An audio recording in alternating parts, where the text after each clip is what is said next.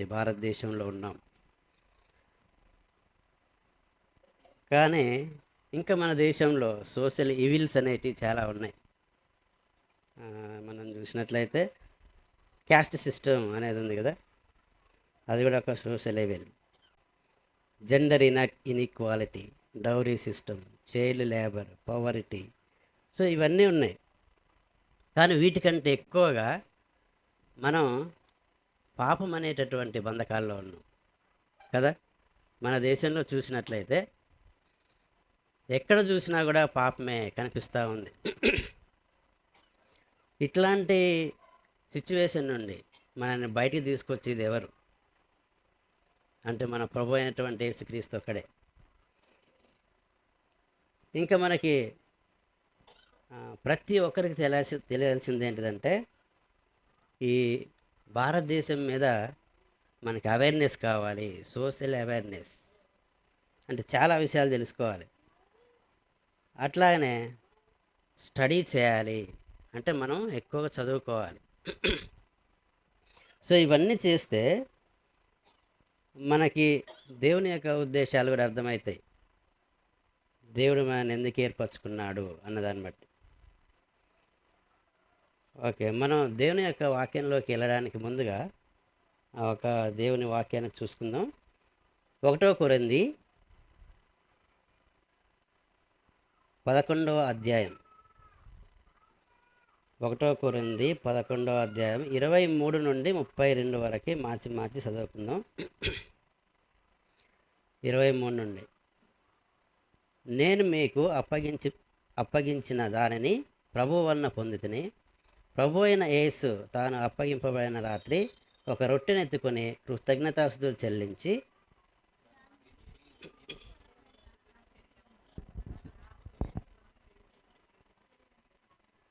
ఆ ప్రకారమే భోజనమైన పిమ్మట ఆయన పాత్రను ఎత్తుకొని, ఈ పాత్ర నా రక్తం వలననైన కృత నిబంధన, మీరు దీనిలోనిది త్రాగునప్పుడెల్లా నన్ను జ్ఞాపకం చేసుకున్నట్టుకై దీన్ని చేయుడని చెప్పాను.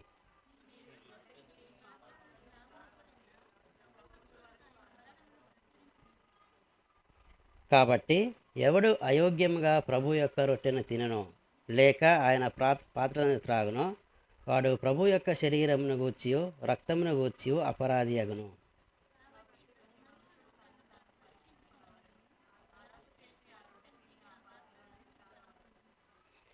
ప్రభు శరీరమని వివేపింపక తిని త్రాగువాడు తనకు శిక్షావిధి కలుగుటకే తిని త్రాగుచున్నాడు.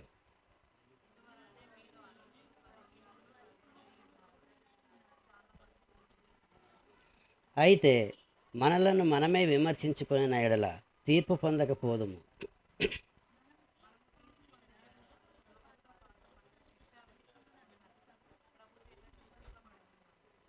ఓకే, దేవుని యొక్క సన్నిధి కోసం ప్రార్థించుకుందాం. మహాగణుడా, సర్వాధికారి అయినటువంటి దేవా, నీకు వందనాలు తండ్రి. రాజులకు రాజుగా, ప్రభులకు ప్రభువుగా ఉన్నటువంటి దేవుడవు తండ్రి. మా యొక్క జీవితాల్లో నీవు ఉన్నందుకు స్తోత్రాలు నాయన. నీ యొక్క వాక్యం నుండి మేము ధ్యానిస్తున్నటువంటి మాటలను తండ్రి మరి మాకు అర్థమయ్యే విధంగా నాయన మాతో మాట్లాడండి ప్రభా. మరి మా ఈ సన్నిధిని మీరు తొలగిపోకుండా ఉండడానికి సాయం చేయండి ప్రభా. నీ యొక్క అధ్యక్షత కింద మరి ప్రసిద్ధి జరగడానికి కృపణగించండి. ఎన్నికలైనటువంటి నన్ను నీ యొక్క సన్నిధిలో నిలబెట్టిన విధాన్ని బట్టి వందనాలు తండ్రి. నీ యొక్క శిలావశాలను మరుగు చేసి దేవాన్ని యొక్క నోటిబూరగా వాడుకోమని ప్రార్థిస్తున్నాను. మరి సమయం అంతా నీకు అప్పచెప్తూ యేసు నామములో ప్రార్థిస్తున్నాను తండ్రి, ఆమేన్. మనం ప్రతి ఆదివారం మనం చూసినట్లయితే ఈ వచనాలు మనం చదువుతూనే ఉంటాం కదా. దేవుని యొక్క మందిరానికి మనం ప్రతి ఆదివారం వస్తూ ఉన్నాం. అట్లాగనే మాటలు వింటూ ఉన్నాం. ఈ మాటలన్నింటిని మన జీవితంలో అవలంబించుకునే విధంగా మనకి దేవుడు సహాయం చేయనుగాక. ఒక వ్యక్తి ఉన్నాడు. 1924 సంవత్సరంలో ఒలింపిక్స్లో అతను బంగారు పథకం గెలుచుకున్నాడు. దేంట్లో అంటే రన్నింగ్. ఆయన స్కాట్లాండ్లో ఉంటాడు. స్కాట్లాండ్ అతనిది. ఆయన పేరేంటంటే ఎరిక్ లిడెన్ అనేటటువంటి వ్యక్తి. ఇతను పరుగు పందెంలో బంగారు పథకం గెలుచుకున్నాడు. వాళ్ళ యొక్క కుటుంబం యేసుక్రీస్తుని నమ్ముకున్నటువంటి కుటుంబమే. అయితే ఒకరోజు సండే రోజు అతనికి 200 మీటర్ల పరుగు పందెం వచ్చింది ఆదివారం. అయితే ఆయన ఏం చేసిండంటే ఇది నాకు కాదు అని ఆయన చర్చికి వెళ్ళాడు. అంటే ఆయన అప్పగించుకున్నది ఏంటిదంటే దేవుని యొక్క మందిరాన్ని వదిలిపెట్టకుండా ఆయన జీవితాన్ని సమర్పించుకున్నాడు. అట్లా ఆ 200 పరుగు పందెంలో అతను పార్టిసిపేట్ చేయలే. మళ్ళీ నెక్స్ట్ ఇంకొక 1 మంత్ తర్వాత 400 మీటర్ల పరుగు పందెం వచ్చింది. అప్పుడు పార్టిసిపేట్ చేసి దాంట్లో బంగారు పథకం గెలిచాడు. అంటే దేవుడు ఆయనకు ఒక మాట ఇచ్చాడనమాట, నన్ను గణపరచు వారిని నేను గణపరచుదును అని చెప్పాడు. అంటే దేవుని యొక్క సన్నిధిని, దేవుని యొక్క మాటను మనం విలువిస్తే దేవుడు మనకి విలువిస్తాడు. అంటే ఆయన తీసుకున్నటువంటి ఆ నిర్ణయం అనేది దేవుని కోసం జీవించాలి అనేటటువంటిది. అట్లాగనే ఇంకొక వ్యక్తి సిటీ స్టడ్ అంటారు అతను.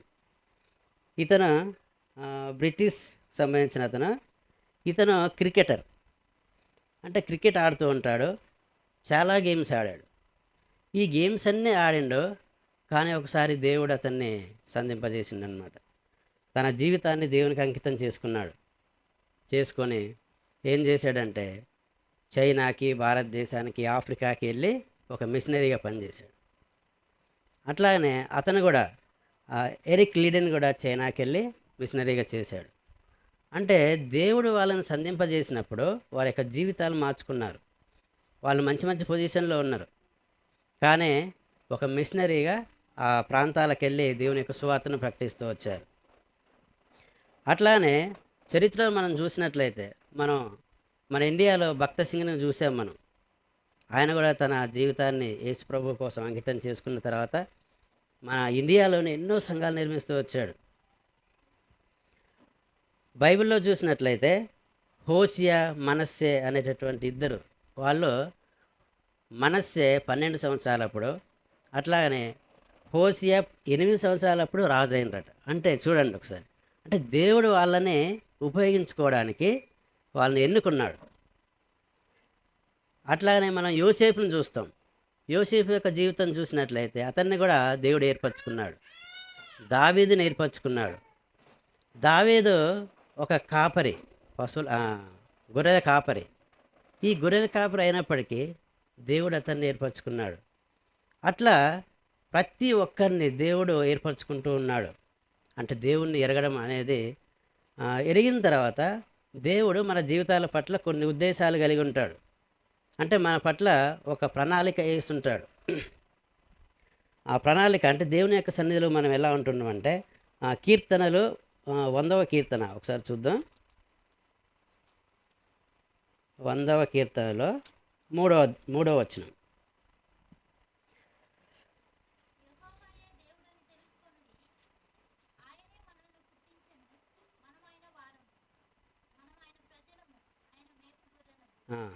యెహోవాయే దేవుడని తెలుసుకొనుడి, ఆయనే మనలను పుట్టించును, మనం ఆయన వారము, మనము ఆయన ప్రజలము, ఆయన మేపు గొర్రెలము అని. అంటే మనల్ని సృష్టించింది ఆయనే. ఆయన సృష్టించాడు కాబట్టి మనం ఇప్పుడు ఈ భూమి మీద ఉన్నాం. లేకపోతే మనం ఉండం ఇక్కడ. ఆయన సృష్టింపబడకపోతే మనం లేవన్నమాట. కాబట్టి మన యొక్క పుట్టుక, మన యొక్క కుటుంబం, తర్వాత మనం చేస్తున్న ప్రతి పని ఆయన ఎరిగినటువంటి వారు. అట్లానే అపోస్తుల కార్యాల్లో చూసినట్లయితే అపోస్తుల కార్యంలో 17వ అధ్యాయంలో 28వ వచనం.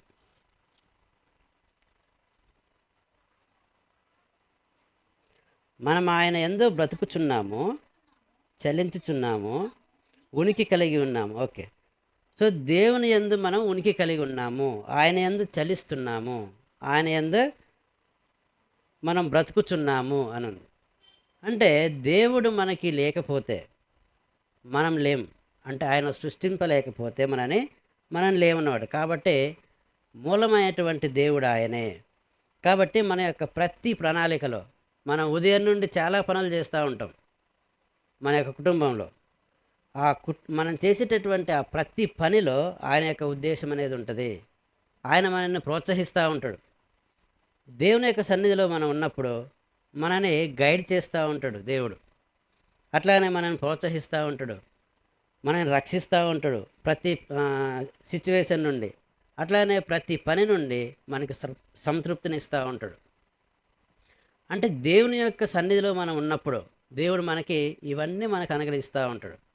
అంటే ఇవన్నీ మన మంచి కోసమే. మన కుటుంబమైనా, మన ఫ్యామిలీ సంబంధించినటువంటి బంధువులైనా, ఈ ప్రతి ఒక్కరి నుండి మనం ఏదో ఒకటి నేర్చుకుంటూ ఉంటాం. మనం వాళ్ళకి చెప్తూ ఉంటాం, వాళ్ళు మనకి ఇస్తూ ఉంటారు. సో ఇట్లా నేర్చుకోవడం అనేది, వాళ్ళతో గడపడం అనేది, అదే దేవుని యొక్క ఉద్దేశాలే. కాబట్టి వాటిలో మనం ఉంటూ ఉండాలి. ఆయన ప్రేమ స్వరూపి, అట్లానే ఆయన పరిశుద్ధుడు అని చెప్తున్నాడు. ఆయన మనల్ని ప్రేమిస్తున్నాడు. ఆయన పరిశుద్ధుడు కాబట్టి మనల్ని కూడా పరిశుద్ధంగా ఉండమని చెప్తున్నాడు. కాబట్టి మన జీవితంలో ఆ పరిశుద్ధత అనేది మనం చూసుకుంటూ రావాలి. రోమిలికి రాసిన పత్రికలో 5:5 మనం చూసినట్లయితే, ఎందుకనగా ఈ నిరీక్షణ మనల్ని సిగ్గుపరచదు, మనకు అనుగ్రహింపబడిన పరిశుద్ధాత్మ ద్వారా దేవుని ప్రేమ మన హృదయములలో కుమ్మరించబడి ఉన్నది. అంటే దేవుని యొక్క ప్రేమ మనలో ఉంది. మనం ఆయన అంగీకరించాం కాబట్టి మనకు ఒక రక్షణ దినం అనేది ఉంది. అంటే దేవునిలోకి వచ్చామంటే మనకు ఒక రక్షణ దినం ఉంది. అంటే మన పాపాలని మనం ఒప్పుకున్నాం, తర్వాత ఆయన దేవుడిని మన హృదయంలో అంగీకరించాం. ఇది జరిగింది కాబట్టి దేవుడు మనలో ఉన్నాడు. మనలో ఆయన యొక్క పరిశుద్ధాత్మ దేవుడు మనలో పనిచేస్తున్నాడు. ఎప్పుడైతే పరిశుద్ధాత్మ దేవుడు మనలో పనిచేస్తున్నాడో మనకి ఈ లోకంలో ఏది తప్పు ఏది రైట్ అనేది మనకు అర్థమవుతూ ఉంటుంది. ఆ పరిశుద్ధాత్మ దేవుడు లేకపోతే మన జీవితంలో శరీరానుసారంగానే జీవిస్తూ వస్తాం. కాబట్టి ఆ పరిశుద్ధాత్మ దేవుడు మనలో ఉన్నంతకాలం మనం ఆయన చెప్పినట్లుగా విన్నట్లయితే మనం దేవునికి విధేయత కలిగి ఉండగలం. నేను ఒకసారి ఇది ఏంటిది అవతార్ సినిమాలో అది చూశాను. అవతార్ సినిమా క్లిప్లో ఆయన ఏం చేస్తాడు, ఆ హీరో వచ్చి ఒక డ్రాగన్ని లోపరుచుకోవడానికి ఏం చేస్తాడు, ఇట్లా ఆయనకున్నటువంటి జుట్టు తీసి దానికి పెడతాడు అనమాట. దానికి ఒక జుట్టు ఉంటుంది. అంటే ఇట్లా కలిపినప్పుడు ఈయన ఎట్లయితే ఆలోచిస్తాడో, ఏమైతే అనుకుంటాడో అది అలా చేస్తుంది. అంటే ఎటిల్లాలో అంటే కంట్రోలింగ్ మొత్తం ఈయన దగ్గరకు వచ్చేస్తుంది ఆ డ్రాగన్. ఇప్పుడు మనలోకి ఆ పరిశుద్ధాత్మ దేవుడు వస్తే మనం దేవుని యొక్క కంట్రోల్లో ఉంటాం. మనకు ఆ పరిశుద్ధాత్మ దేవుడు మనలో లేడనుకో మన ఇష్టానుసారంగా మనం జీవిస్తాం. కాబట్టి ఆ పరిశుద్ధాత్మ దేవుడు ఎప్పుడైతే మన హృదయంలోకి వచ్చాడో అప్పటి నుండి మనం దేవునికి విధేయత కలిగి జీవిస్తాం. ఏది పరిశుద్ధత ఏది అపరిశుభ్రత అనేది మనకు అర్థమవుతూ ఉంటుంది దేవుని యొక్క వాక్యాన్ని చదువుతున్నప్పుడు. కాబట్టి దేవుని యొక్క వాక్యాన్ని మనం అట్లా రీడ్ చేస్తూ రావాలి. సమాజంలో మన సంబంధాలు అనేటివి ఎట్లున్నాయి, ప్రతిదినం మనం ఎంతోమందితో మనం రకరకాల పనులు చేస్తూ ఉంటాం. మన యొక్క వర్క్ ప్లేస్లల్లో స్కూల్కి వెళ్తూ ఉంటాం, ఇంకా వేరే వేరే జాబ్ చేస్తూ ఉంటాం. అంటే మన కుటుంబాలు, తర్వాత మన సంబంధాలు, వాళ్ళతో పాటు మనతో ఉన్నటువంటి మన స్నేహితులతోటి, తర్వాత మనతో పనిచేసే వాళ్ళతోని, వీరందరితోనే ఉండేటటువంటి మన రిలేషన్ అనేది ఎట్లుంది. మనం చూసినట్లయితే దేవుడు మనతో ఉన్నప్పుడు వాళ్ళతో అట్లుంటాం. దేవుడు మనతో లేడనుకో వాళ్ళతో సంబంధాలు చేసేటప్పుడు అవి మంచిగా ఉండవు. మనం బయట చూసినట్లయితే మననే ఎంతోమంది రకరకాల పనులు చేయమని ఇన్స్పిరేషన్ చేస్తూ ఉంటారు. బయటికి తీసుకెళ్ళడానికి, తాగడానికి రమ్మంటూ ఉంటారు, ఇట్లా పిచ్చి పిచ్చి అని చేస్తూ ఉంటారు కదా. ఇవన్నీ చేసేటప్పుడు దేవుడు మనతో లేకపోతే మనం అందులో పడిపోతాం. అంటే ఈ లోకంలో మనం ఎక్కడ చూసినా కూడా మనకి వ్యతిరేకంగా దేవుడి నుండి బయటికి తీసుకుపోయేటే ఉంటాయి.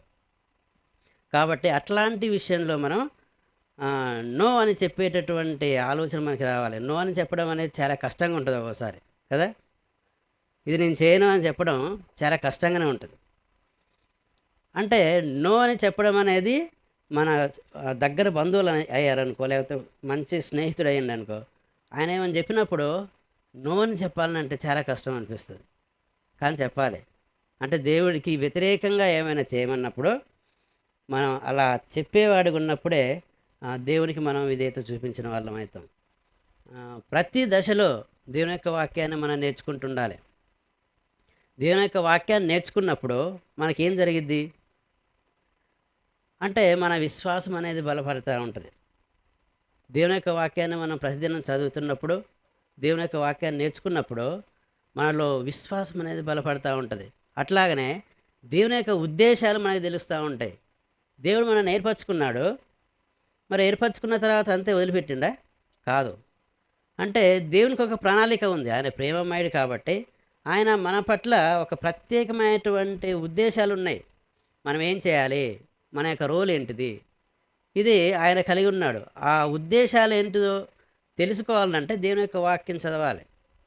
దేవుని యొక్క వాక్యం చదివినప్పుడే మనం ఏం చేయాలనో అర్థమవుతుంది. కాబట్టి దేవుని యొక్క వాక్యాన్ని మనం గ్రహించే వారిగా ఉండాలి. మన జీవితాల్లో ఒకరినొకరు ప్రేమించుకునేటటువంటి సిచ్యువేషన్ చాలామందిలో తగ్గిపోయింది. దేవుని యొక్క వాక్యాన్ని చూసినట్లయితే 1వ యోహానులో 1వ యోహాను 1వ అధ్యాయంలో 7వ వచనం, 1వ అధ్యాయం 7వ వచనం.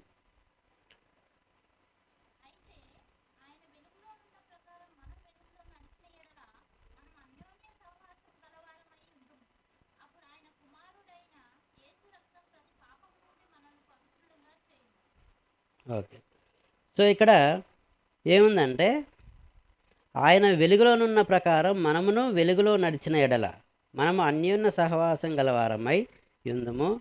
అప్పుడు ఆయన కుమారుడైన యేసు రక్తము ప్రతి పాపం నుండి మనం పవిత్రంగా చేయును అనంది. అంటే ఇక్కడ ఏంటిదంటే వెలుగులో నడవడం. ఆయన వెలుగులో ఉన్నాడు, మనం వెలుగులో ఉండాలి. వెలుగు చీకటి అని మనం అర్థం చేసుకున్నప్పుడు, వెలుగు అంటే మనకు వచ్చేటటువంటి సూర్యకాంతి, తర్వాత ఈ లైట్ నుండి వచ్చేటటువంటి వెలుగు కాదు. వెలుగు అంటే సత్యం, దేవుని యొక్క సత్యంలో జీవించడం. దేవుడు మనకి ఎలాంటి సత్యాన్ని బోధించాడు, ఆ సత్యంలో నడవడం అనేది వెలుగులో ఉంటాం. ఆ అన్యోన్య సహవాసం అని అంటున్నాడు ఇక్కడ. అన్యోన్య సహవాసం అంటే ఏంటి? ఈ అన్యోన్య సహవాసం అంటే ఒకరినొకరు ఇంటిమసీగా తెలుసుకోవడం. దేవుణ్ణి ఎంతైతే ఎరుగుతామో మన యొక్క జీవితాలని మనం అంత ఎరుగుతాం. అంటే మనం ఈ లోకంలో ఎలా జీవించాలి, ఎలా ఉండాలి అనేది. ఒకరినొకరు ప్రేమించుకోనండి అని మనం చర్చిలో మనం ఇలా డైరెక్ట్ మనం చెప్తున్నాం, కానీ బయటికి వెళ్ళి ఇలా చెప్పామనుకో, లేకపోతే స్కూల్లో చెప్పామనుకో, అది వాళ్ళు వేరే రకంగా అర్థం చేసుకుంటారు. ఎందుకంటే వాళ్ళు ఎప్పుడు సినిమాలు చూస్తూ ఉంటారు, సీరియల్ చూస్తూ ఉంటారు. అందులో ఉన్నటువంటి ప్రేమని వాళ్ళు అర్థం చేసుకుంటారు. కానీ ఒకరినొకరు ప్రేమించుకోవడం అంటే దేవుని యొక్క ప్రేమ, అగాపే ప్రేమ అనేది బైబిల్ వాక్యంలో ఉంది. 1వ కొరింథీయులకు రాసిన పత్రికలో 13వ అధ్యాయంలో మనం చూస్తాం. 13వ అధ్యాయం 4 నుండి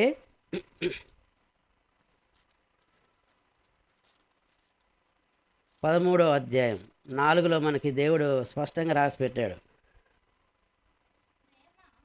ప్రేమ దీర్ఘకాలం సహించును, దయ చూపించును, ప్రేమ మత్సరపడదు, ప్రేమ డంబముగా ప్రవర్తింపదు, అది ఉప్పొంగదు, అమర్యాదగా నడవదు, స్వప్రయోజనమును విచారించుకొనదు, త్వరగా కోపపడదు, అపకారమును మనసులో ఉంచుకొనదు, దుర్నీతి విషయమై సంతోషపడక సత్యమందు సంతోషించును, అన్నింటిని తాలుకొనును, అన్నింటిని నమ్మును, అన్నింటిని నిరీక్షించును, అన్నింటిని ఓర్చును, ప్రేమ శాశ్వతకాలం ఉండును అనుంది. కాబట్టి దేవుని యొక్క ప్రేమ అనేది ఇట్లాంటిది. మన జీవితాల్లో, మన కుటుంబాల్లో ఇట్లాంటి ప్రేమను చూసినప్పుడు దేవునికి ఎంతో సంతోషం. అంటే దేవుని యొక్క ఉద్దేశాలు అనేటివి నెరవేరుతూ ఉంటాయి. దేవుని యొక్క వ్యక్తిత్వం అనేది, అంటే యేసుక్రీస్తు యొక్క వ్యక్తిత్వం అనేది మనం చూసినప్పుడు ఆయనలో దయ కనిపిస్తుంది, ప్రేమ కనిపిస్తుంది, అట్లాగనే పరిశుద్ధత కనిపిస్తుంది.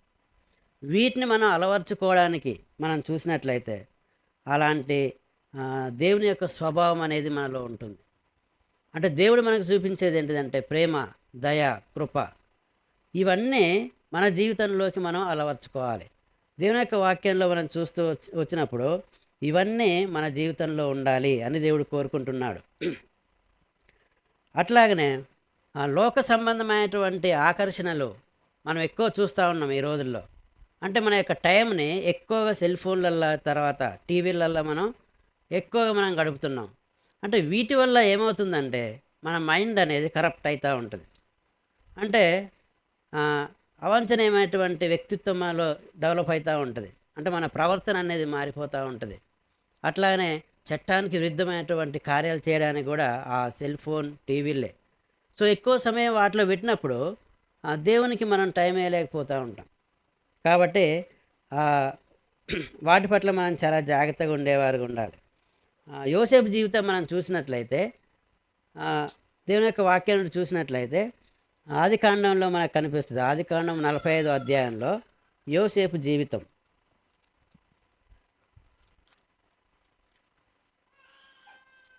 45 అధ్యాయంలో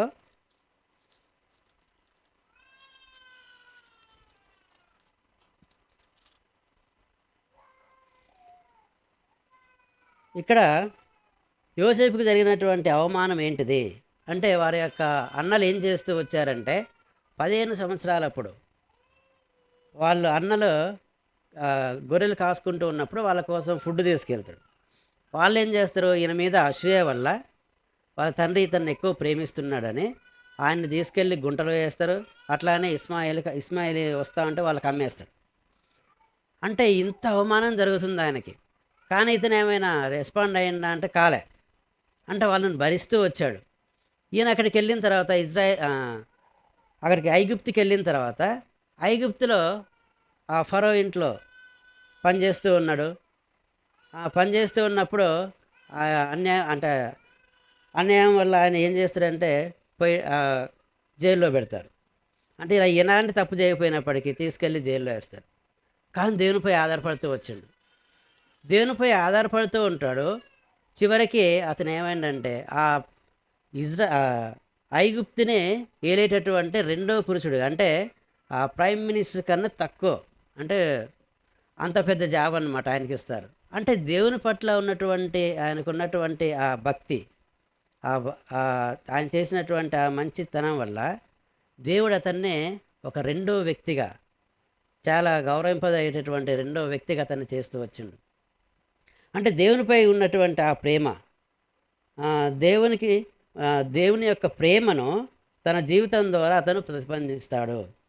అట్లా ఇంకా మనం చూసినట్లయితే ఒక చిన్న దాసి గురించి మనం చూస్తూ ఉంటాం. 2వ రాజుల్లో మనం చూస్తాం. అక్కడ 2వ రాజులు దీంట్లో ఇక్కడ ఈ 45వ అధ్యాయంలో చూసినట్లయితే లాస్ట్కి ఇతను ఏమంటున్నాడంటే 45వ అధ్యాయం 5వ వచనంలో యోసేపు గురించి ఏమంటున్నాడంటే, యోసేపు 5వ వచనంలో, నేను ఇక్కడికి వచ్చినట్లు మీరు నన్ను అమ్మివేసినందుకు దుఃఖపడకుడి, అది మీకు సంతాపమును పుట్టింపనీయకుడి, ప్రాణరక్షణ కొరకు దేవుడు మీకు ముందుగా నన్ను పంపెను అని చెప్పిండు.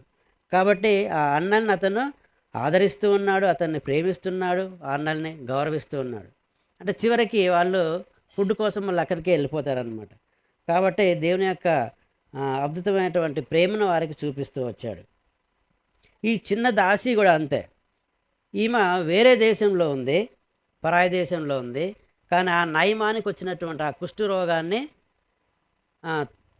కుష్ఠరోగానికి కావాల్సినటువంటి ఎక్కడికి వెళ్తే బాగవుతాడు అనేది చెప్తాడనమాట. ఆ అమ్మాయి చెప్తుంది. అప్పుడు ఏమవుతుంది, ఈ కుష్ఠరోగాన్ని తగ్గించుకోవడానికి వెళ్ళిపోతాడు అతను నయమాను. వెళ్ళడం వల్ల ఏమవుతుందంటే ఈమె చెప్పిన మాట వల్ల ఆయన శుద్ధుడవుతాడు. అక్కడ ఒకసారి చూద్దాం. అది 2వ రాజులు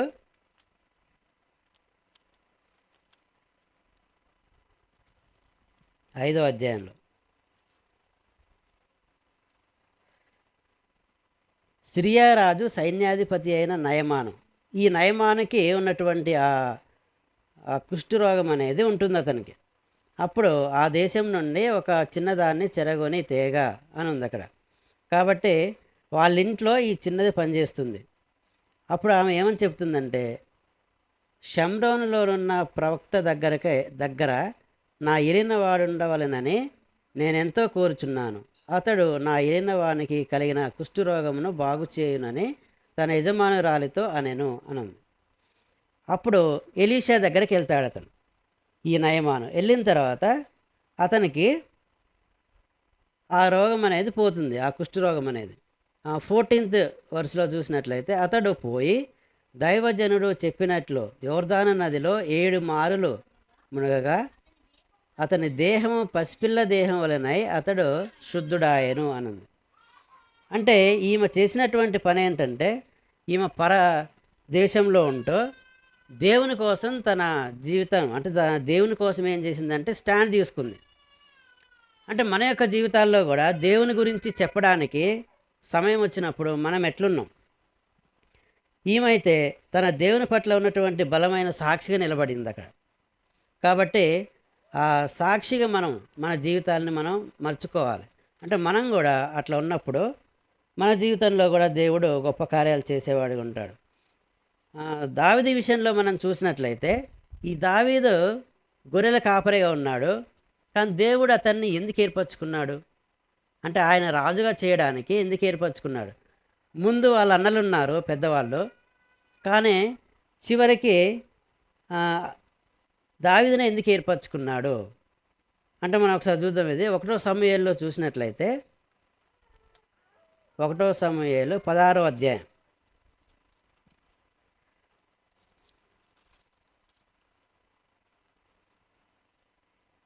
7వ వచనంలో.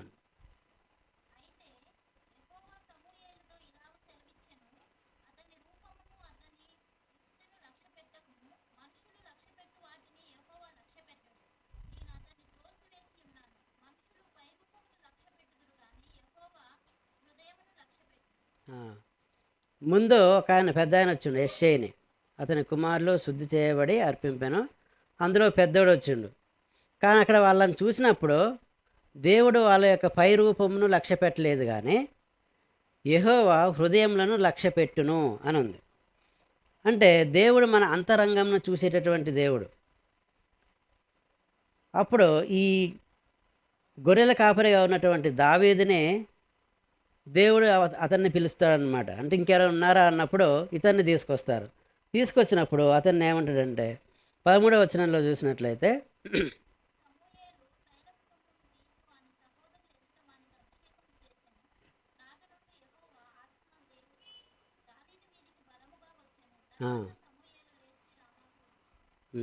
యెహోవా ఆత్మ దావీదు మీదకి బలముగా వచ్చెను అని ఉంది. ఇతన్ని కోరుకున్నాడు దేవుడు, ఎందుకంటే ఆయన యొక్క హృదయం అనేది చాలా స్వచ్ఛంగా ఉంది. అట్లానే దేవుని యందు భయభక్తులు కలిగి జీవిస్తున్నాడు అతను. కాబట్టి ఆ లోపల అంటే హృదయంలో ఉన్నటువంటి వాటిని దేవుడు చూసేటటువంటి దేవుడు మనకున్నాడు. కాబట్టి ఆ దావీదుని రాజుగా అతను చేస్తాడు. అంటే 40 సంవత్సరాల తర్వాత ఆ ఇజ్రాయెల్ని పరిపాలిస్తూ వచ్చాడనమాట. కాబట్టి దేవుడు అతనికి చెప్పాడు, అంటే అతన్ని దావీదు తన హృదయానుసారుడైనటువంటి మనుష్యుడు అని చెప్పాడు. అంటే ఆ దావీదు అంతటి గొప్పవాడి ఉన్నాడు అంటే దేవుని యొక్క విషయంలో. అంటే ఆయన హృదయం అనేది చాలా శుద్ధిగా ఉన్నది, అట్లాగనే భయభక్తులు కలిగి జీవిస్తూ ఉన్నాడు దేవుని పైన. కాబట్టి మన జీవితంలో మనం చూసినప్పుడు మన వ్యక్తిత్వం అనేది ఎట్లుంది, మన వ్యక్తిత్వాన్ని మనం చూసినప్పుడు ఈ రోజుల్లో చాలామంది మనం ఏం చేస్తూ ఉంటారంటే, అసలైనటువంటి వ్యక్తిని అంటే మన యొక్క వ్యక్తిత్వాన్ని దాచిపెట్టుకొని ఇతరులకు ఏదైతే నచ్చుతుంది దాన్ని చేసేవారిగా ఉంటా ఉంటారు. అంటే మన వ్యక్తిత్వాన్ని దాచిపెట్టుకొని ఇతరులకి నచ్చే విధంగా మన జీవితాన్ని మలుచుకుంటూ ఉంటారు. అంటే అదేంటిదంటే అది నకిలీ జీవితం, అంటే అదొక ముసుగు అన్నమాట. అంటే దేవునికి ఇవి నచ్చదు, అంటే నకిలీగా అంటే వేరే వాళ్ళకి అనుగుణంగా మనం జీవిస్తే అది దేవునికి కరెక్ట్ కాదనమాట. అంటే మనం నటించడానికి భూమి మీదకి పంపేలే, అంటే భూమి మీదకే మనం ఏర్పరచుకున్నది కూడా నటించడానికి కాదు. ఎందుకంటే ఆయన యందు నిజాయితీగా జీవించమని మన ఇక్కడికి తీసుకొచ్చాడు. క్రిస్టియన్ లైఫ్ అనేది చాలా ఉన్నతమైనది. అది అంటే దేవుణ్ణి మనం ఎరిగిన తర్వాత, దేవుడు ఎరగకముందు మన జీవితాలు ఎట్లున్నాయో మనకు తెలియదు. దేవుని ఎరగకపోతే మన జీవితాలు ఏమయ్యేవి కూడా తెలియదు. అంటే మిగతా వాళ్ళు లేరా అంటే ఉన్నారు, కానీ దేవుణ్ణి ఎరగకుండా మనం మన జీవితంలో ఉంటే చివరికి దేవుడు వాళ్ళని నరకానికి పంపిస్తానని చెప్పాడు. అంటే రక్షణ లేకపోతే మన జీవితాలు అట్లాగనే ఉంటాయి. కాబట్టి దేవుడు మనల్ని నటించడానికి కాదు కానీ నీతిగా నిజాయితీగా తర్వాత దేవుని యందు పరిశుద్ధంగా జీవించడానికి ఏర్పరచుకున్నాడు. యేసుక్రీస్తు యొక్క జీవితం మనం చూసినట్లయితే ఆ, ప్రతిదీ ఆయన మనసులో ఉన్నది ఏదైతే ప్రేమ, సత్యం, తర్వాత కృప, ఇవన్నీ ఉన్నప్పుడు లాస్ట్ వరకు ప్రేమిస్తూనే ఉన్నాడు ప్రతి ఒక్కరిని. అంటే ఎంతోమంది ఆయన మీద తిరగబడుతూ వచ్చారు. యేసుక్రీస్తు మీద తిరగబడ్డా కూడా వాళ్ళని ప్రేమిస్తూనే ఉన్నాడు. లాస్ట్ శిలువ మీద ఉన్నప్పుడు కూడా ప్రభా వీళ్ళని క్షమించు అని చెప్పాడు. అంటే సిలువేసిన తర్వాత కూడా అంటే ఆయనలో ఎలాంటి మార్పు లేదు. కాబట్టి మన వ్యక్తిత్వం అనేది దేవునిలోకి వచ్చిన తర్వాత మన వ్యక్తిత్వం అనేది ఎలా ఉండాలి, ఎలాంటి పరిస్థితులు వచ్చినప్పటికీ అంటే దేవుణ్ణి మనం వదిలిపెట్టేవారు ఉండకుండా ఉండాలి.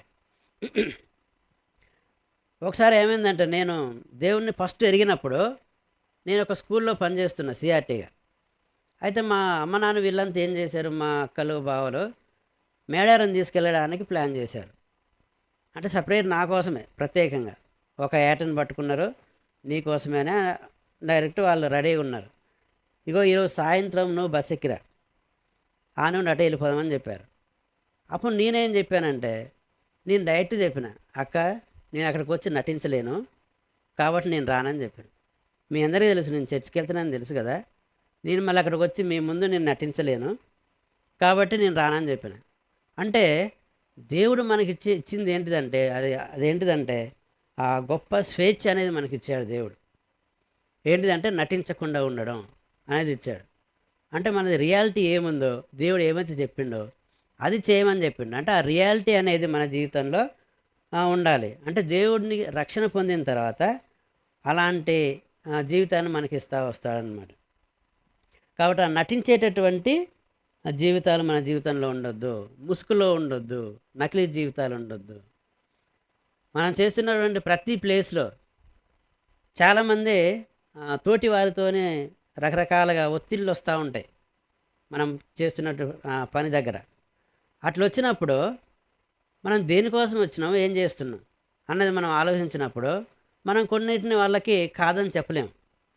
కానీ ఆ కాదనే చెప్పేటటువంటి ఆ మనసు అనేది మనకి రావాలి. అంటే దేవుడిని అడగాలి, ఇది నాకు సరైనది కాదు అని చెప్పాలి. చిన్నపిల్లలు ఏమైనా వాళ్ళ దగ్గర వస్తువులు ఉన్నప్పుడు వాళ్ళు లాక్కుంటారు. అంటే వాళ్ళ చేతికి వెళ్తే మళ్ళీ మనకి ఇవ్వడానికి ఇష్టపడరు. కానీ ఈ రోజుల్లో మనం చూసినట్లయితే వాళ్ళు ప్రతి ఒక్కరూ అంటే చిన్నపిల్లలు కాకుండా పెద్దవాళ్ళు ఏం చేస్తారంటే వాళ్ళు ఫ్రీగా ఇచ్చేస్తున్నారు ప్రతి ఒక్కటి. అంటే అది వేరేది కాకపోయినా అంటే మన జీవితాలని పరిశుద్ధంగా దేవుడు ఉంచుకోమంటే వాళ్ళు అపరిశుభ్రంగా ఉంచుకుంటున్నారు, అంటే ఇస్తున్నారు. నీతిగా జీవించమని చెప్తే వాళ్ళు అవినీతికి వెళ్తున్నారు. అంటే దేవుడు మనకి ఏదైతే ఇచ్చాడో అది కాకుండా మనం ఆ సాతాను వైపు వెళ్తున్నాం. కాబట్టి అట్లాంటి జీవితాల నుండి మనం బయటికి రావాలి, ఆ నకిలీ జీవితాల నుండి.